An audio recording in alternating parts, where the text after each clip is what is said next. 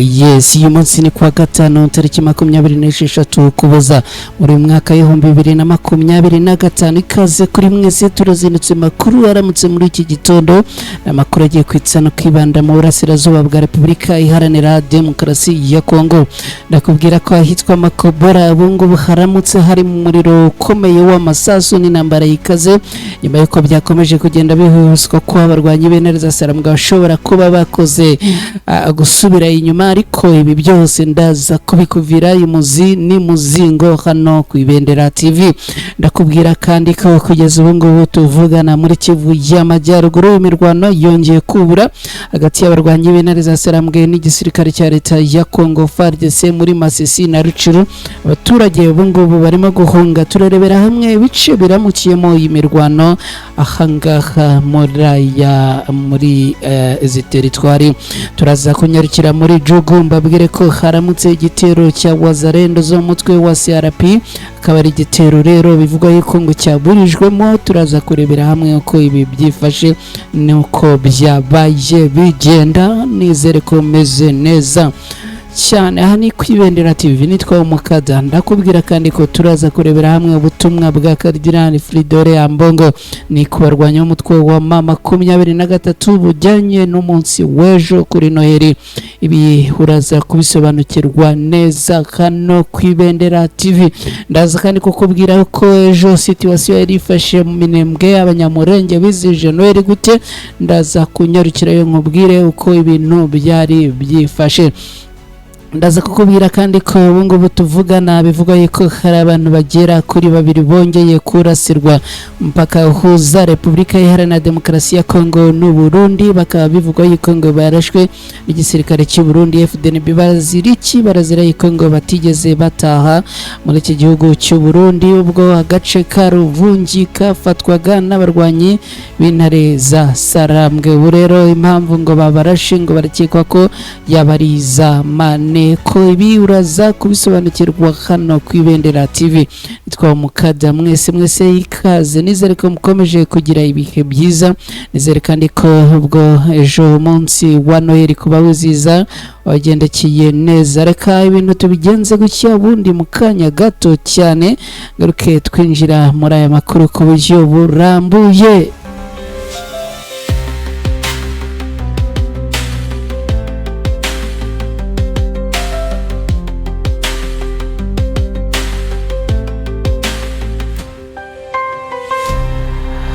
Yes, reka nongere mbahe ikaze mwese nshuti bakunzi ba Ibendera TV, abaherereye mu karere ka Kayonza mu Rwanda, ari mu karere ka Gasabo, abi muri Kicukiro, abari Nyarugenge. Ariko Nyarugenge muradukurikira mwese, abari aho ngaho mbahaye ikaze. Abantu mwese dukurikira muherereye muri Karongi, abadukurikira muherereye muri Musanze, abadukurikira muri Huye, abadukurikira muri Rubavu, namwe mbahaye ikaze risesuye. Reka kandi mbabwire abantu bari muri Repubulika Iharanira Demokarasi ya Kongo mu bice bitandukanye, namwe mbabwire yuko mbahaye ikaze makuru yo muri iki gitondo. Mwese nizere ko mumeze neza. Abari mu gihugu cy'u Bugande namwe mbahaye ikaze, abari mu gihugu cy'u Burundi ikaze, abari muri Tanzania ikaze, abari muri Kenya, abari Zambia, abari Sudani na Malawi namwe ikaze. Reka kandi duhe ikaze abantu baherereye muri Norvège, abari mu Buholandi, abari mu Bubiligi, abari muri Australia, abari muri Canada, abari muri Leta Zunze Ubumwe za Amerika, abari mu Bufaransa namwe mbahaye ikaze, nizere ko meze neza kandi mukomeje kugira impagarike n'ubugingo. Reka kandi mbere yo gutangira ku buryo burambuye muri aya makuru ya hano ku Ibendera TV, ngere ikaze abantu baherereye Huye mu majyepfo y'u Rwanda. Hari witwa Claude Bosco avuga ati ndabakurikiye. Hari uri Gatsibo yitwa Mukamana Judith, mwese aho mudukurikiye muherereye. Hari witwa nde aherereye mu Bugande yitwa Sande Charles nawe avuga ati ndabakurikiye. Hanyuma rero mwese uko mungana reka tubifurize kugira ibihe byiza. Twinjiye makuru rero yo muri uru rukerera, reka nongere nkwibutse ko turi kwa gatanu tariki 26 Ukuboza muri uyu mwaka w'2025 ku mupaka uhuza Repubulika Iharanira Demokarasi ya Kongo no Burundi. Amakuru aturuka hano aravuga yuko ku munsi w'ejo hiciwe abantu bagera kuri 2 abango bishwe n'igisirikare cy'u Burundi FDNB baziriki igihe agace ka Ruvungi kafatwaga n'abarwanyi b'intare za Sarambwe.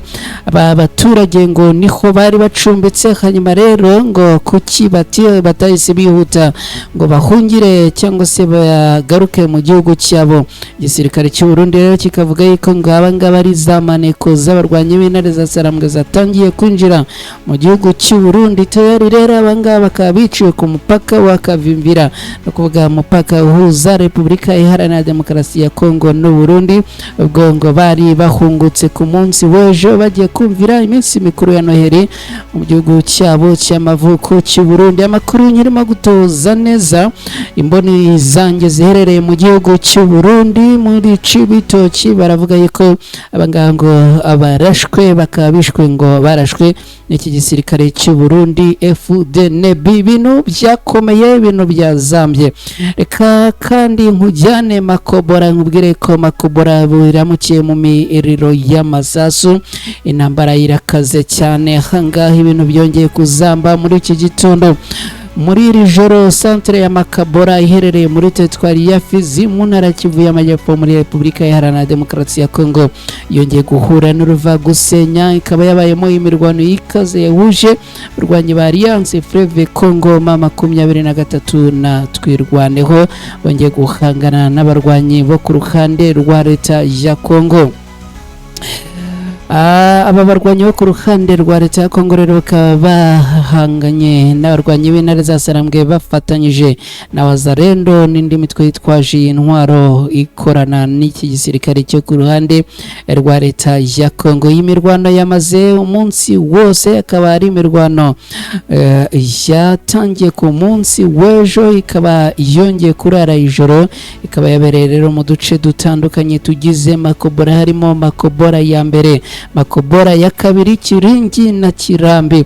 Amakuru aturuka muri aka gace aragaragaza ko hifashishijwe intwaro ziremereye ndetse na drone z'intambara. Ibintu byakajije umurego muri iyi ntambara iri kubera ahangaha, kubera ubukana abaturage benshi bo muri Makobora n'utundi duce duhana imbibi nka Bangwi, Kasenya na Makobora ya mbere bahungiye mu bice bifatwa nk'ibitekanye kurusha ibindi. Bamwe berekeje mu mujyi wa Uvira uri mu majyaruguru ya teritwari ya Fizi bashaka kurokora ubuzima bwabo, abandi bakaba ngo bahungiye mu bindi bice. Amakuru yize wava muri Fizi yemeza ko ingabo za FARDC ziri kongerwa muri aka gace ku bwinshi, cyane muri mu turere twa Aswima na Munene. Izi ngabo ziri kugerayo hifashishijwe indege n'ubwato mu rwego rwo gushimangira ibirindiro bya leta byo kugerageza gushaka no kurinda ko abarwanyi b'intare za Sarambwe bafata ibi bice totaloma.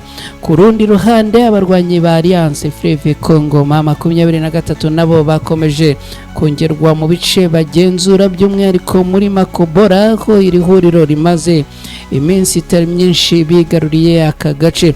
Ku uyu munsi rero ndakubwira yuko n'ubundi ibintu bikomeye cyane, nyamara ariko ku munsi w'ejo, ku munsi mukuru wa Noheli, ku munsi w'ejo nta mirwano yari yumvikanye, nubwo byaje kugera nijoro ibintu bikazamba gatana muri ibi bice.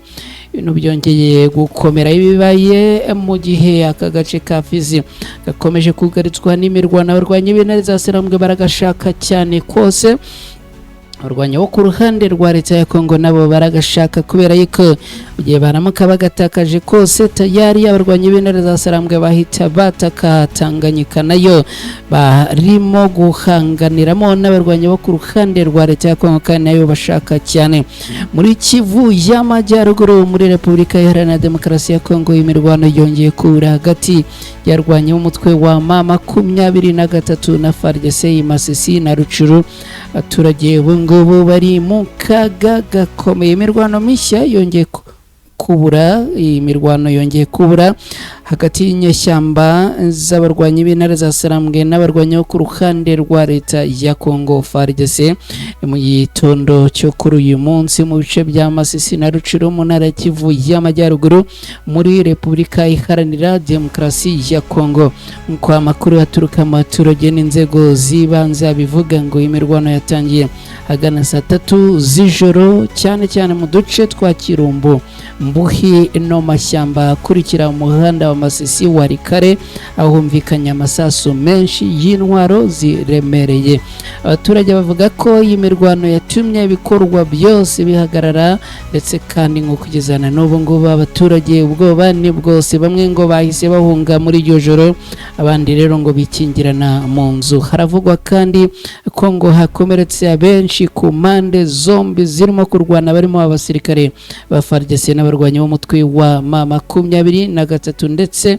ngo n'abasivile bake bakomeretse kubera ibisasu byagiye biterwa impande n'impande abatanga buhamya bavuga ko imirwano yamaze igihe kinini aho rero abaturage n'ubundi ngo ubwo bari bwose kubera iyi mirwano hari kandi makuru avuga ko hari abantu barashwe bikabije ariko imibare nyayo y'abarasiwe ahangaha ntago irajya ku mugaragaro kugeza ubu inzego z'umutekano ntiziratangaza neza uko ibintu byifashe ariko ikizwi nuko ahangaha habereye imirwano ikomeye cyane gatwerekeze muri Jugu igitero cya Wazalendo zo mutwe wa CRP cyaburijwemo ibintu bihita bifata indi isura yo ku rwego rwo hejuru biravugwa yuko amakuru yaramutse ahanga Jugu igitero cyari cyateguwe n'inyeshyamba zo mutwe wa Convention pour la Révolution Populaire CRP kigamije gutega umutego abasirikare ba FARDC bari mu butumwa bwo gucunga umutekano cyaburijwemo hafi y'agace ka Mabanga ni muri Jugu mu ntara ya Ituri amakuru aturuka mu baturage baherereye ahangaha aho ibintu byabereye baravuga ko abarwanyi bashakaga kugaba igitero ku ngabo zari muri patroli mu gihe bari mu gucunga umutekano masaha y'umugoroba ku munsi watambutse intego yabo ngo yari ugutesha umutwe no gutera ubwoba abaturage no guhungabanya umutekano w'abaturage ku munsi w'ejo ibintu byashoboraga gushyira ubuzima bw'abasivile mu kaga iyo ngo iki gitero kiramuka kibaye gusa kubw'amahirwe ngo iki gitero cyaburijwemo n'abarwanyi bo ku ruhande rwa leta ya Kongo FARDC aya makuru akomeza avuga ko igisirikare cya FARDC cyabashije kuburizamo icyo gitero kinatuma hafatwa abarwanyi benshi bari bagize uruhare muri uwo mugambi bari bagiye kugaba ibi bitero harimo kandi n'umuyobozi wo mu rubyiruko rwo muri ako gace wafashwe akekwaho gukorana n'umutwe witwaje intwaro kugeza ubu rero abatanga buhamya bavuga ko abo barwanyi bakunze kwihisha mu baturage no hafi y'inkambi z'impunzi kugira ngo bagabe ibitero mu baturage b'abasivile reka mbabwire kandi ko twerekeje mu butumwa bwa Cardinal Fridolin Ambongo n'ubutumwa yageneye urwanya umutwe wa M23 bujyanye n'umunsi mukuru wa Noheli Cardinal Fridolin Ambongo yifashishije ubutumwa bwe bwa Noheli yasabye byimaze yuko habaho amahoro mu bice bitandukanye byo muri Repubulika Iharanira Demokarasi ya Kongo cyane mu burasirazuba bw'iki gihugu mu misa yo kwizihiza umunsi mukuru wa Noheli yabereye kuri Cathedrale ya Notre Dame du Congo akaba yabaye ku munsi w'ejo Archiepiscopi wa Kinshasa yasabye abanyapolitike n'abandi bafata ibyemezo mu muryango nyarwanda mu muryango urebana n'ibice by'iburasirazuba bwa Kongo guhagarika inzira y'intambara hagize ati kubera ko Emmanuel no kuvuga Yesu Imana turi kumwe ari umwami w'amahoro, aduhamagarira kugirana isezerano nyakuri rishingiye ku mahoro no kubana neza. Niyo mpamvu nsaba mbikuye ku mutima aba bishinzwe bose, abo muri politike n'imibereho y'abantu, ni muhitemo amahoro, muhagarike intambara. Kwiziza ivuka rya Yezu no kwemera ko umwijima w'urugomo n'akarengane bitazahora bitsinda. Kwiziza Noheli utahinduye umutima wawe rero ugana mu mahoro n'ubutabera ni nko kuyigambanira.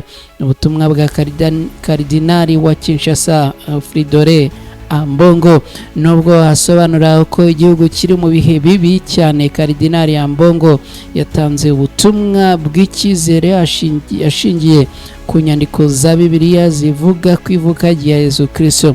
Yavuze ko nubwo igihugu gihanganye n'ibibazo bikomeye, icyizere cy'ejo hazaza heza kidashobora kuzima. Yongeyeho agira ati iyimurwa ry'abantu benshi, no kuvuga guhunga, inzara n'ihungabana rikomeye riterwa n'intambara bidutera kwibuka ko ari ngombwa guha umwanya Kristo akavukira mu mitima yacu, mu miryango yacu no mu gihugu cyacu, kugira ngo twongere kubaka amahoro no gusubiza icyizere mu mibanire y'abaturage. Icyizere ntigishuka kandi ntigishobora kudutenguha. Yashimangiye indangagaciro z'amahoro, kubana neza no kubaha agaciro k'ikiremwa muntu. Ku ruhande rwa diplomasi, ifatwa rya Goma na Bukavu mu ntangiriro z'umwaka w'ibihumbi 2025 ryatumye amahanga yongera kwinjira cyane mu gushaka ibisubizo by'iki kibazo. Hatangijwe inzira ebyiri z'ingenzi. Amasezerano ya Washington yashyizweho umukono hagati y'u Rwanda na leta ya Kongo ku bufatanye bwa leta zunze ubumwe za Amerika. Hari n'inzira kandi ya Doha muri Qatar yobowe na Qatar ihuza leta ya Repubulika Iharanira Demokarasi ya Kongo n'abarwanyi b'umutwe wa Alliance Fleuve Congo ma 23. Reka twerekeze rero mu minembwe turebera hamwe uko ku munsi w'ejo wa Noheli mu Banyamurenge Noheli yari yifashe mu misozi y'umurenge muri Kivu y'Amajyepfo. Umunsi w'ejo bizije umunsi mukuru wa Noheli mu mutekano n'ituze bidasanzwe. Ni ku nshuro yabo ya mbere mu myaka 10 ishize nk'uko babivuga. Ibi ngo byabaye nyuma y'uko umutwe watwirwanaho ugenzura ko gace guhera mu kwezi kwa kabiri uyu mwaka w'2025 ibintu byahinduye isura y'umutekano ku baturage bahatuye, by'umwihariko abanyamurenge. Bikaza kurangira rero aka gace n'ubundi kongeye kwirukanwamo abarwanyi bo ku ruhande rwa leta ya Kongo. Mu butumwa bwatanzwe n'umwe mu banyamurenge utuye muri Minembwe ku munsi w'ejo, yagaragaje ko Noheli y'uyu mwaka yizijwe mu byishimo n'amahoro, ibintu bitari bisanzwe mu bihe byashize. Yagize ati Noheli yizijwe mu byishimo byinshi ku baturiye Minembwe ugereranyije n'umwaka ushize kuri aya masaha nk'aya. Akarere kose kari mu masasu nibyo byari byasimbuye ibirori byo kwizihiza Noheli, mu gihe ubu ngubu turi mu mahoro n'ituze n'umutekano. Uyu muturage yibukije ko mu myaka ishize ubwo Minembwe yagenzurwaga n'ingabo zo ku ruhande rwa leta ya Kongo ku bufatanye n'ingabo z'u Burundi ndetse n'imitwe irimo Wazalendo na FDLR kwizihiza iminsi mikuru ya Noheli byari inzozi ku banyamurenge, ahubwo Noheli ngo yahoraga irangwa n'ibitero, umutekano muke n'ihungabana y'ubuzima bw'abasivile. Reka rero mbashimire inshuti bakunzi ba Ibendera TV, reka mbashimire cyane. Nizere ko meze neza. Nitwa Mukada hani ku Ibendera TV. Abagiye mu kazi mugire akazi keza. Nongera kukwibutsa gukora like niba amaze kugera hano, ndakwibutsa kandi gukora subscribe niba uri mushya hano ku Ibendera TV, cyane ba wari warabyibagiwe murere subscribe uraza kuba ukoze.